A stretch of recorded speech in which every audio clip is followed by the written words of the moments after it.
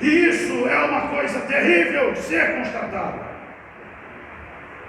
Porque se não houvessem crentes carnais, não haveria entre nós contendas, não haveria entre nós desentendimentos, não haveria entre os crentes divórcio, não haveria entre os crentes quebras de confiança, distratos. Quem está me compreendendo? Glória a Deus. Se não dessemos ouvidos à nossa natureza, se ouvíssemos ao Espírito Santo a todo tempo, não seríamos afetados pelo mundo. Não haveriam crentes se alimentando de pornografia. Não haveriam crentes fazendo fofoca com os irmãos. Não haveria calúnia e defamação entre os cristãos. Os líderes, os pastores, os obreiros, os irmãos em Cristo não resultariam na queda do irmão de ministérios opostos ou diferentes. Haveria pura e simplesmente dor, porque somos membros uns dos outros, fazemos parte de um mesmo corpo. Quem está compreendendo? Glória a Deus. Então preste atenção, porque o apóstolo Tiago chama a cada um de nós a prática da palavra de Deus, a uma fé genuína, a constatação de que os nossos deleites levam os nossos membros a um estado de conflito, de guerras. É evidenciado pelo comportamento humano. Ele, no capítulo de número 3, por exemplo, recomenda a cada um de nós que não sejamos mestres, porque aqueles que alcançam essa posição receberão as duros juízos.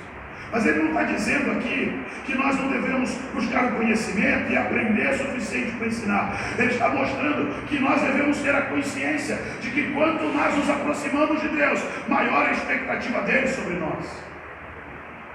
E aqui há um problema, porque muitos assumem a identidade cristã sem levar em consideração que por essa decisão serão cobrados por todo mundo. Diga para o seu irmão: o mundo espera algo de nós. Algo diferente do que é encontrado lá fora. Sabe qual é a maior decepção dos mundanos? Crentes mundanos. Porque eles se esforçam para acreditar que existe na face da terra alguém melhor que eles. E não é que sejamos melhores de fato, porque temos a mesma natureza. Só que nós fomos transformados. E eles acreditam na possibilidade de transformação. Logo, eles conseguem perceber quando um crente não é crente de verdade. Eles conseguem perceber quando a nossa confissão não é firme. Quando estamos flexíveis ao pecado. Diga para o seu irmão: seja inflexível quando o assunto for pecado. Diga: não erreis, meus amados irmãos. Preste atenção, porque ele diz: porque todos tropeçamos em muitas coisas. O apóstolo Tiago, na carta de Tiago 3:2 diz: todos tropeçamos em muitas coisas. É importante que os apóstolos destacados aqui pelo cânon da igreja no Novo Testamento tinham essa consciência. Muitos crentes querem viver como se fossem infalíveis, como se não estivessem ameaçados todos os dias pela tentação e pelo pecado. Mas nós precisamos vigiar e orar para não entrarmos em tentação. O próprio Senhor Jesus ensina isso quando está no Getsemane com os seus discípulos. Eles saíram, chamou os discípulos para orar à parte, e ele se separa para orar. Quando ele volta, encontra os discípulos dormindo. Então ele dá esse importante conselho. Ele diz: vigiai, estejai atento e orai, mantenha a mente no Pai. Amém? Porque nós oramos ao Pai. Quando oramos, nós estamos nos relacionando com quem? Com o Pai. Pai nosso que estás nos céus. Amém? Então ele diz, olha, concentre-se em orar e se relacione com o Pai para não entrar em tentação. Eu amo as cartas apostólicas. Paulo escreve aos Tessalonicenses e diz, orai sem cessar. Orar sem cessar é o quê? Se relacione com o Pai a todo momento. Não ande por aí desatento. Não se relacione com o mundo, se relacione com o Pai.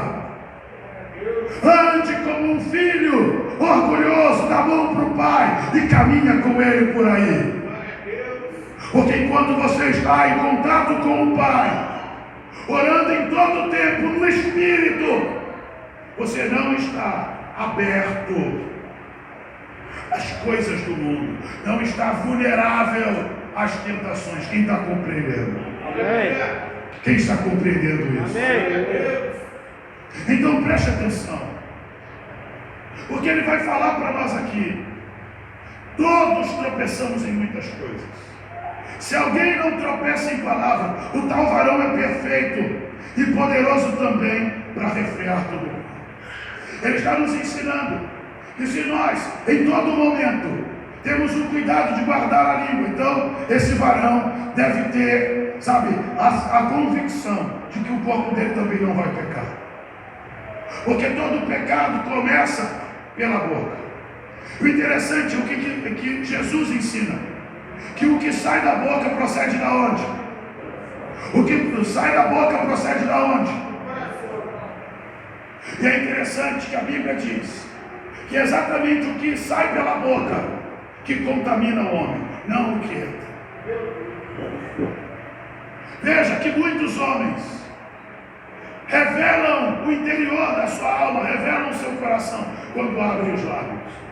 E abrem os lábios para a sua própria condenação. Porque abrem os lábios para denigrir a figura feminina, abrem os lábios para denigrir a imagem do irmão, abrem os lábios para falar contra autoridades espirituais, abrem os lábios para praguejar contra as autoridades públicas, abrem os lábios para falar contra a esposa, ofender, magoar, entristecer, aborrecer, entre outras coisas. E eu quero que você perceba aqui que os nossos membros estão em guerra. As guerras e pelejas que existem entre nós têm origem nos nossos deleites, nos nossos prazeres.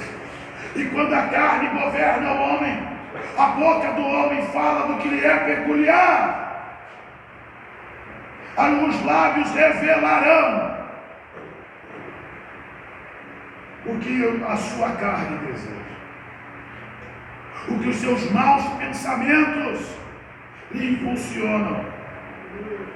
Eu quero aqui advertir aos irmãos: muitas são as pessoas que andam com a mente aprisionada. Andam com a mente aprisionada. Vão e voltam pensando em pecado. São tomados de ansiedade, de angústia, aflição, e isso os torna seres desgovernados, ou, para aqueles que compreendem a linguagem, regidos pelo diabo. Porque o resultado desse estado pecaminoso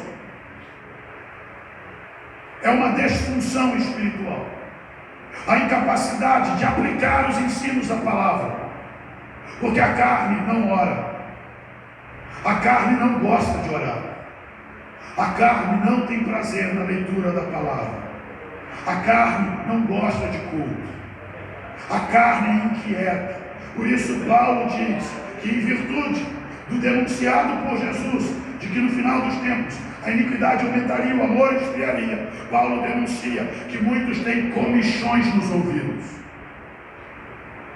Muitos crentes no dia de hoje não conseguem sentar e assistir um culto calados. Não conseguem sentar e assistir um culto sem se levantar em algum momento. Estão cantando, de repente vão ao banheiro. Alguns nem sabem por que estão indo. É a carne ou demônios. Muitos estão dentro do culto e mesmo tendo uma vida regrada, tombam durante as ministrações, dormem. O que é isso? Carne. Então preste atenção. Nós estamos falando de um nível de batalha espiritual como o qual eu e você todos os dias tratamos. Somos confrontados a todo momento. Por isso ele diz que, ora, nós pomos freios na boca dos cavalos para que nos obedeçam e conseguimos dirigir todo o seu corpo. Vede também que os navios, sendo tão grandes e levados de impetuosos ventos, se viram com um bem pequeno leme, para onde quer que a vontade dele que a governa. Para onde quer a vontade daquele que as governa. Assim também a língua, sendo um pequeno membro, gloria-se de grandes coisas. Vede com grandes bosques um pequeno fogo incendeia. A língua é também um fogo, como um mundo de iniquidade. A língua está posta entre os nossos membros e contamina todo o corpo. Inflama o curso da natureza e preste atenção nisso, inflamada pelo inferno. O que inflama, acende, incendeia a língua. O texto atribui essa ação ao inferno. Ou seja, existem castas demoníacas, existem espíritos malignos que incitam o homem a contaminar-se. O diabo, o nosso adversário, precisa que o homem se contamine para que ele possa atuar e agir. Veja que desde o Éden, o diabo estimula o homem a falar. Ele encontra com Eva no Éden. A primeira coisa que ele faz, estímulo. Ele diz para Eva: vem cá, você não vai comer da árvore do conhecimento do bem e do mal. Aí ela revela o coração dela, diz: olha, eu sou crente, eu creio em Deus. Deus falou que o dia que eu comer da árvore, certamente eu vou morrer. Ele diz: não é bem assim. No dia que você comer da árvore, você vai ser como Deus, conhecendo o bem e o mal. Porque tudo que o diabo quer é que nós possamos dar a ele alguma oportunidade de transformar a nossa fé em dúvida, a nossa fé em incredulidade. E quando é que a nossa fé se torna uma fé incrédula? Porque a incredulidade é crer ao contrário. Amém, irmãos? Amém. Quando é que a nossa fé se converte em uma fé incrédula? Ela se converte em incredulidade quando nós duvidamos do que Deus falou. E se tem uma coisa que me preocupa, é perceber que o laço do diabo para muitos crentes é a ideia de que Deus não está completamente certo. E alguns, mesmo lendo a Bíblia, mesmo com a palavra de Deus sendo exposta, explicitada, tem a coragem de dizer: eu não concordo. Eu acredito que você já encontrou alguém assim, que não está em pleno acordo com a palavra de Deus. Só que eu quero que você escute com atenção: Deus não se deixa escarnecer. Se você concorda com Ele ou não, as verdades dele são verdades. A palavra dele é a verdade. A vontade dele é a verdade. E você precisa acordar, porque não concordar com Deus te direciona a um destino de perdição e condenação. Então preste atenção, porque Tiago está nos advertindo que a língua inflamada pelo inferno contamina todo o corpo e muda o curso da natureza. A língua inflamada contamina todo o corpo. Repita comigo: todo o corpo é contaminado. Não tem como, só a boca ir para o inferno. Só o coração ir para o inferno. Preciso que você entenda que a língua inflamada contamina todo o corpo. E aqui quero destacar que o corpo em questão não é apenas o nosso corpo, mas alguns pagarão alto preço por contaminar o corpo de Deus, usando a sua língua para divisão, usando a sua língua para intrigas. Então preste atenção aqui. O apóstolo está nos chamando a um reposicionamento no mundo espiritual. Porque diante de todas essas verdades, e com a advertência de que o nosso corpo, os nossos membros estão em guerra, ele ensina os efeitos desse conflito. Diga: toda guerra produz caos. Diga: toda guerra produz caos. Mais uma vez: toda guerra produz caos. Toda guerra tem efeitos colaterais. Quando nós entramos em conflito, e você já vai entender o tipo de guerra, o tipo de conflito. Quando nós entramos em guerra, toda ação tem uma reação. Todo ataque é retalhado. Quem concorda comigo? Então nós precisamos ter muito claro em que lado da guerra estamos lutando, que armas possuímos e se vale a pena lutar. Você já vai entender. Porque ele está escrevendo para a igreja, está escrevendo para cristãos. A questão é que os cristãos aqui apontados são crentes hipócritas. Crentes hipócritas. Crentes que não vivem o que pregam. Crentes que não reproduzem a fé que confessam ter. Crentes que não andam nas verdades que receberam. Quem está compreendendo? Glória a Deus. E falando sobre esses crentes, ele diz: cobiçais e nada tendes. Sois invejosos e cobiçosos e não podeis alcançar. Combateis e guerreais e nada tendes, porque não pedis. Ele está denunciando aqui que os crentes que andam nesse nível de vida espiritual, que emprestam a sua língua, emprestam os seus membros para o pecado, são pessoas cobiçosas,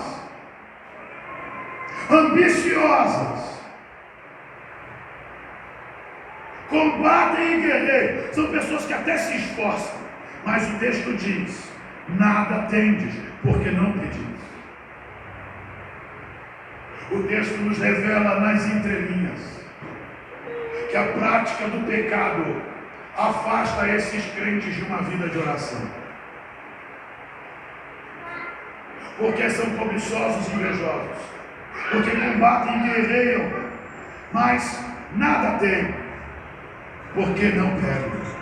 Verso 3: pedem e não recebem, porque pedem mal, para gastardes com os vossos deleites. Uma outra revelação: os que se aplicam à prática do pecado, ou não oram, ou pedem para seu próprio deleite. Se apoia um crente carnal orando, ele não ora por missões, ele não ora pelo crescimento da igreja, ele não ora pelos líderes espirituais, ele não pede a Deus que fale com ele não pede a Deus para o santificar, não fala em perdão de pecados. O crente carnal entra na presença de Deus e ele só lembra do dinheiro, do emprego, do trabalho, da empresa, do lazer, da satisfação, da viagem. Ele coloca os seus deleites, os seus sonhos à frente dos propósitos de Deus. Mas o que Jesus ensinou? Não andeis ansiosos por coisa alguma. Buscar em primeiro lugar o reino de Deus. As demais coisas serão acrescentadas. Só que o reino e a justiça de Deus exigem, como nós aprendemos aqui, a entregar esmolas, exigem oração, exige jejum, exige Desapego às coisas do mundo. E sabe o que acontece? O carnal não quer desapegar do mundo. O carnal não quer desapegar do mundo. O coração dele está nos tesouros passageiros, nas riquezas injustas, não nas verdadeiras. O coração dele está aplicado às coisas que passam, aquilo que a traça corrói, o ferrugem corrói, os ladrões minam e roubam. E aqui eu preciso destacar você, que enquanto nós não tomarmos a decisão, enquanto o crente não tomar a decisão de resistir às próprias paixões, resistir aos próprios deleites, lutar contra a própria carne, ele não terá autoridade sobre o pecado. Porque a sua carne vai atrair e engodar. Quem está entendendo? Amém. Vai atrair e engodar. Atrair e engodar. Atrair e engodar. Atrair e engodar. Atrair e engodar. Porque ela atrai e engoda. Você continua conservando o acesso à amante, ao computador com a pornografia, porque atrai e engoda. Você segue enganando teu pai e tua mãe, indo para onde ele disse para não ir, falando com quem eles disseram para não falar. Você continua ludibriando os teus líderes, fornicando dentro do teu relacionamento, mesmo sabendo que o sexo antes do casamento é pecado. Então preste atenção, a sua carne engodou a tua alma, e mesmo que o Espírito Santo te ame e deseje te consolar, deseje te convencer do pecado, você não vai abandonar o pecado enquanto escolher a carne. Quem está entendendo? Amém.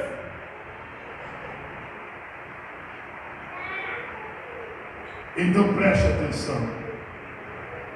Tiago diz o seguinte: adúlteros e adúlteras, não sabeis vós que o amor do mundo constitui-se em inimizade contra Deus? Porque ele está chamando crentes de adúlteros e adúlteras, porque esses crentes estão servindo aos deleites, porque esses crentes são invejosos, são cobiçosos, porque eles querem alcançar, eles combatem e guerreiam, lutam por tudo que sonham, mas não lutam pela igreja, não lutam pelo reino, não lutam pelo evangelho. São pessoas que, se tiverem que ir de porta em porta para vender algo, para realizar o sonho, eles vão. Mas se você disser, vamos pregar o evangelho, ele tem vergonha.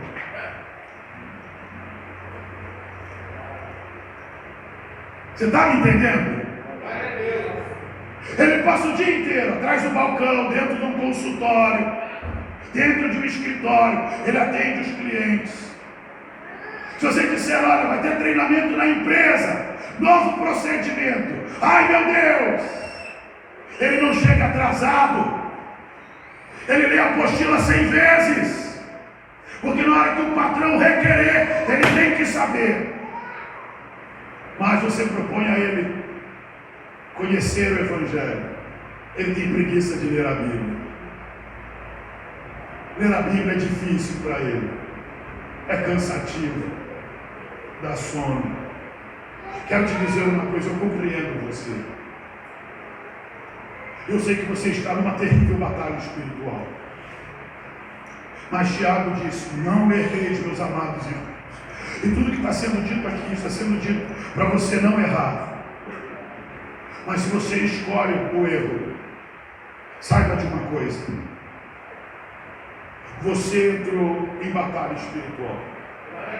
O problema é que você não está lutando contra o diabo, você não está lutando contra o mundo, você não está lutando contra a carne. Se você está servindo aos seus deleites, você é um adulto. porque fez aliança com Deus e está lutando contra ele. Ele quer ter comunhão com você, mas você quer traí-lo, enganá-lo. E você ainda não percebeu.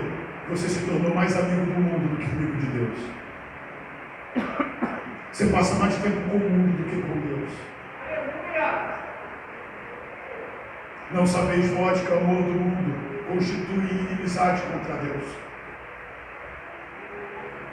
Eu quero que você entenda a necessidade de hoje se posicionar.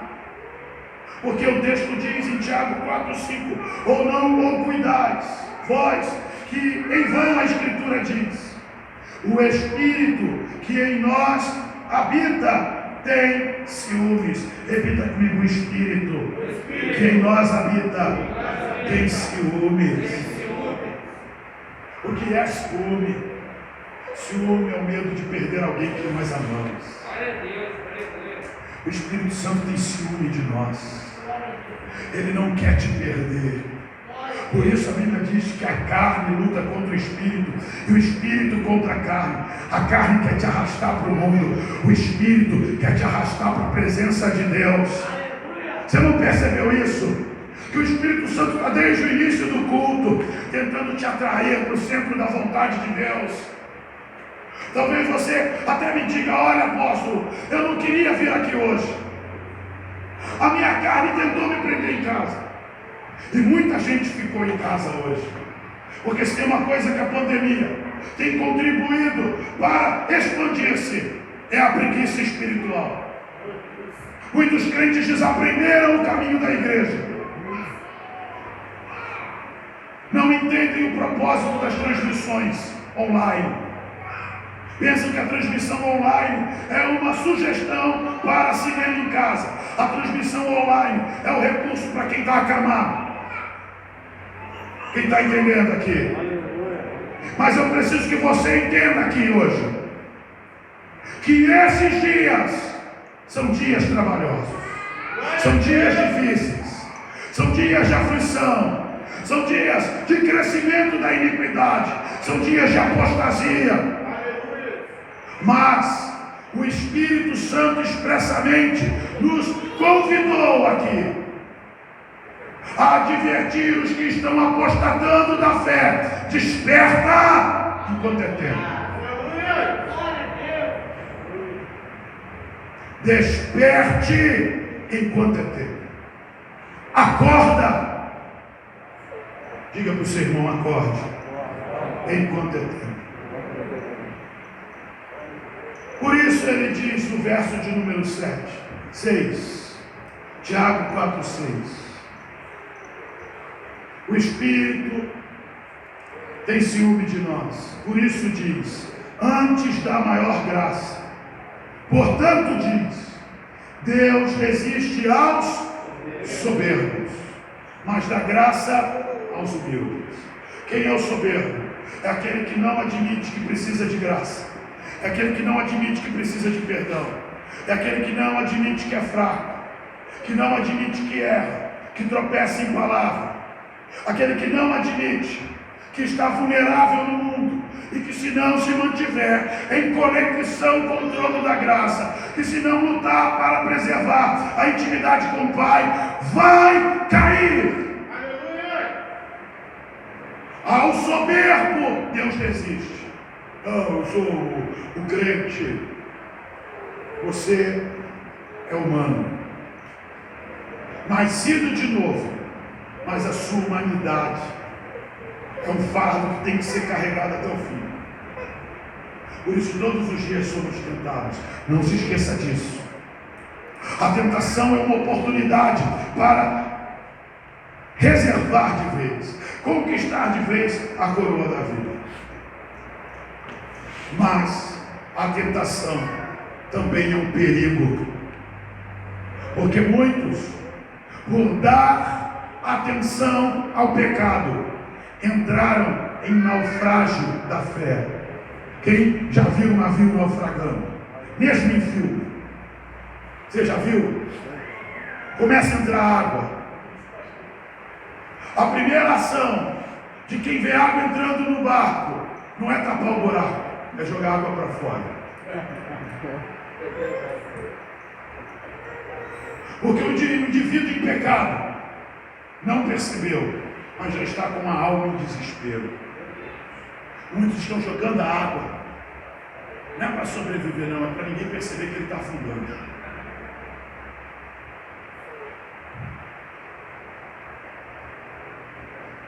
Mas o Senhor hoje nos enviou aqui para te dizer, é hora de tapar o buraco. Glória a Deus, aleluia. É hora de fazer reparos, restauração. Deus dá graça aos humildes. Quem são os humildes? Ele descreve: os humildes são os que se sujeitam a Deus, resistem ao diabo. Olha só que exemplo de humildade. Não há humildade sem submissão. Não há humildade sem aceitar o governo, a regência, a autoridade. Você está compreendendo isso? Glória a Deus. Não há. Então, se você foi soberbo ao ponto de achar que poderia resistir ao pecado sem Deus e caiu, um conselho: confessa logo. Confessa e deixa para alcançar misericórdia. Porque se você não confessar, a sua soberba vai ser causa de decadência e destruição. Meu Deus. O funil vai apertando assim. Então se arrepende. Tiago disse: filhinhos, não erreis. Ele na verdade diz: não erreis, meus amados irmãos. O apóstolo João diz: filhinhos, não erreis, mas se pecardes, tendes um advogado. Ele é fiel e justo para vos perdoar e purificar de todo pecado. Por que ele não apenas é perdoador e purificador? Ele tem que ser fiel e justo. Ele tem que ser fiel e justo porque ele está fundamentado em princípios. É porque o perdão não é, aleatório, incondicional. Ele está condicionado ao arrependimento, que é um pré-requisito para a justiça. Ninguém recebe indulto sem arrependimento. Quem está entendendo isso? Glória a Deus. Então preste atenção hoje. Diga para o seu irmão: preste atenção. É tempo de se sujeitar a Deus, de resistir ao diabo, e o diabo fugirá de vós. Um outro exemplo de humildade, verso 8: chegai-vos a Deus, e ele se chegará a vós. O humilde se aproxima, mesmo que seja para expor o erro, ele não se afasta. Adão e Eva não se achegaram, se afastaram, porque descobriram que estavam nus. O pecado sempre vai tentar te levar para longe de Deus. O pecado sempre vai fazer com que você pense em ser inimigo de Deus. Você está compreendendo isso? Mas o quebrantamento de coração, a humildade de coração, a pobreza de espírito te levará para perto de Deus. Parte dele diz: limpai as mãos, pecadores, e vós de duplo ânimo, purificai o coração. Preste atenção, verso 9: senti as vossas misérias. Perceba o que o pecado tirou de você. O pecado te tornou miserável. Não viva como se o pecado não estivesse sugando o seu patrimônio, a sua riqueza espiritual e eterna. Senti as vossas misérias. O pecado empobrece o homem espiritualmente. Mas alguns não são sensíveis. Sensibilidade espiritual, sensibilidade para sentir-se, para perceber que o pecado está destruindo ele, está acabando com ele. Senti as vossas misérias, lamentai e chorai. Sabe, reflita, meu Deus, o que o pecado fez comigo, aonde o pecado está me levando, o que sobrou de mim. Senti as vossas misérias, lamentai e chorai. Alguns já pecam com naturalidade, pecam e está tudo bem, pecam e ninguém sabe. Mas diga para o seu irmão, o Espírito Santo sabe.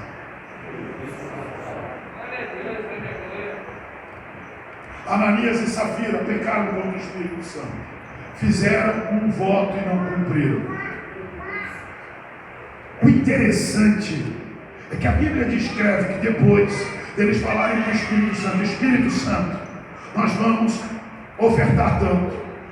Eles entregaram menos tanto, mas foram ao culto. E foram aos pés dos apóstolos. E foram depositar o que eles não prometeram dar, porque era X menos. Quem está entendendo isso? Aleluia. Porque o pecador acha que vai ficar tudo bem, que ninguém vai descobrir. Você está entendendo? Aí o apóstolo Pedro diz para eles assim: por que, Ananias, você mentiu ao Espírito Santo? Por quê? O bem era teu. Se você tivesse vendido sem prometer para o Espírito Santo, ele era teu, o dinheiro ficava para você. Mas por que você prometeu dar tudo e reteve parte? Está vendo jovens à porta? Eles vão te enterrar. Aí o interessante é que a mulher dele depois também vai ao culto. Vai encontrar Ananias lá. Provavelmente ela percebeu, Ananias está demorando. O culto deve estar bom. Só que ela entra, e quem está lá? O apóstolo Pedro. E quem revelou a ele? O Espírito Santo. Vem cá, Safira, por quanto vocês venderam a propriedade? Se vocês tivessem retido o valor, não seria de vocês. Por que vocês desobedeceram ao Espírito Santo? Está vendo aqueles jovens, eles enterraram teu marido e também vão te levar. Por que você tenta tratar o ambiente de adoração como se fosse um lugar qualquer? Por que você ainda não percebeu que a misericórdia do Senhor é a causa de não sermos consumidos? E que talvez você esteja de pé, fruto da misericórdia do Senhor. Você está compreendendo? Mas você resiste ainda a Deus. E está frequentando a igreja, pensando que está lutando contra o mundo, pensando que está lutando contra o diabo, pensando que está lutando contra a carne, mas na verdade você está servindo aos seus deleites, você não está servindo a Deus, são os seus prazeres que te governam. Então ouça, eu preciso que você perceba que você está lutando contra Deus. O teu amigo não é Deus, o teu amigo é o mundo, e Deus está te divertindo. E a questão é que não tem como aliviar nesse momento. Adúltero, adúltera, não sabeis vós que o amor do mundo constitui inimizade contra Deus. Você nessa noite precisa sentir as próprias misérias, lamentar e chorar, se cingir de pano de saco, entrar em humilhação. Quem está entendendo isso? Converter o riso em pranto, converter a alegria em tristeza. Olha o verso 10: humilhai-vos perante o Senhor e Ele vos exaltará. Ele aqui no verso 11, para nós encerrarmos, ele está dando continuidade ao tema do capítulo 3, porque ele está falando aqui para nós que muitos se tornaram amigos do mundo, porque preferem falar mal da igreja. Ele é crente, mas ele fala mal da igreja, fala mal dos pastores, fala mal dos irmãos. Então ele diz aqui, irmãos, não faleis mal uns dos outros. Quem fala mal de um irmão e julga seu irmão, fala mal da lei e julga a lei. Se julgas a lei, já não és observador, mas juiz. Há um só legislador e juiz, que pode salvar ou destruir. Tu, porém, quem és para julgar a outrem? Meu Deus. Preste atenção aí, Mateus 7. Jesus ensinando. Muito obrigado, Deus. Mateus 7. Jesus, no Sermão do Monte, diz: não julgueis, para que não sejais julgados. Porque com o juízo com que julgardes, sereis julgados, e com a medida com que tiverdes medido, vos hão de medir a vós.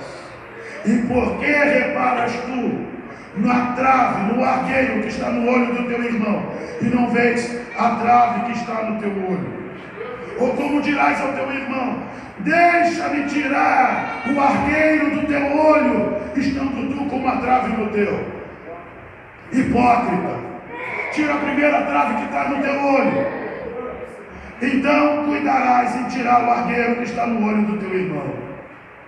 Não deis aos cães coisas santas, nem deiteis aos porcos as vossas pérolas, para que não as pisem, e voltando-se vos despedacem. Muitos não perceberam.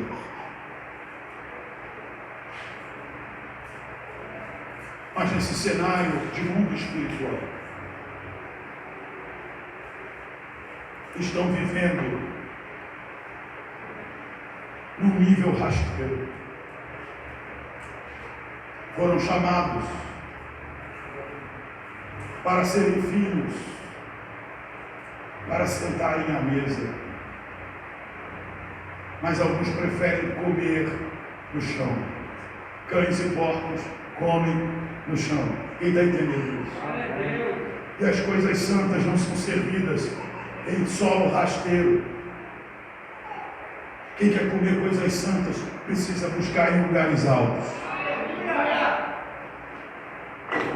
Então, apanhe o conselho de Paulo aos Colossenses. Agora nós vamos encerrar mesmo. Carta aos Colossenses, capítulo de número 3. Grifa aí na sua Bíblia. Portanto, se já ressuscitastes com Cristo, buscai as coisas que são da onde? Onde Cristo está sentado à destra de Deus. Pensai nas coisas da onde? E não nas que são da terra, porque já estáis mortos, e a vossa vida está escondida com Cristo em Deus. Quando Cristo, que é a nossa vida, se manifestar, então também vós vos manifestareis em glória. Mortificai, pois, os vossos membros que estão sobre a terra: a prostituição, a impureza, o apetite desordenado, a vil, a má concupiscência e a avareza, que é a idolatria, pelas quais coisas vem o quê? Vem a ira de Deus sobre os filhos da desobediência, nas quais também em outro tempo andastes, quando vivíeis nelas. Mas agora despojai-vos também de tudo: da ira, da cólera, da malícia, da maledicência, das palavras torpes da boca. Não mintais uns aos outros, pois que já vos despistes do velho homem com os seus feitos, e vos vestis do novo homem, que se renova para o conhecimento, segundo a imagem daquele que o criou, onde não há grego nem judeu, circuncisão nem incircuncisão, bárbaro, cita, servo ou livre, mas Cristo é tudo em todos. Revesti-vos, pois, como eleitos de Deus, santos e amados, de entranhas de misericórdia, de benignidade, humildade, mansidão, longanimidade, suportando-vos uns aos outros e perdoando-vos uns aos outros, se algum tiver queixa contra o outro. Assim como Cristo vos perdoou, assim fazeis vós também. Meu Deus,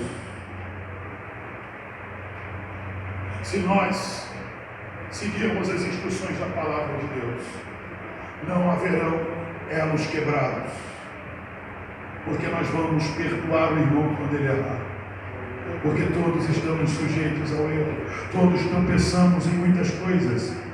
Se o varão é perfeito, ele não tropeça em palavra. Diga para o seu irmão: nós vamos vencer ao diabo, nós vamos vencer a carne e ao mundo, perdoando uns aos outros. O diabo não prevalece onde há perdão. Sabe por que o diabo não te tragou? Sabe por que ele não te venceu? Porque Cristo, mesmo sendo santo, mesmo sendo puro, imaculado, perdoou os nossos pecados. Glória a Deus, aleluia. Se coloque de pé. Meu Deus.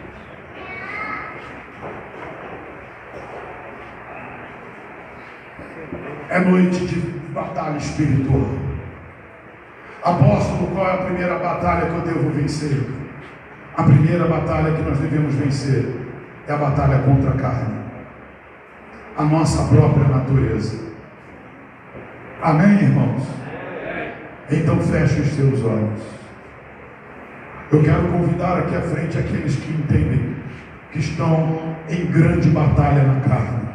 Você que hoje está aqui, que ouviu isso, entende: apóstolo, olha, eu admito, a minha carne está gritando, mas eu não quero servir a carne. Sai do seu lugar e vem aqui à frente. Vem aqui rapidamente. O Senhor deseja te abençoar. O Senhor deseja te abençoar. Sai do seu lugar e vem aqui à frente. Você que entende, que ouviu uma palavra que falou ao teu coração. Você que sabe que o diabo está tentando te atrair e engodar pela concupiscência. Aquele pensamento que você todo dia resiste. Ele precisa ser vencido. O Senhor quer te dar autoridade sobre o pecado. Só que não tem como vencer sem humildade. Quem está entendendo isso? Quem está entendendo? Então, dá um sinal de humildade. Sai do seu lugar e vem aqui à frente. Quero chamar os diáconos, os presbíteros, os pastores, para que nós possamos orar pelos irmãos.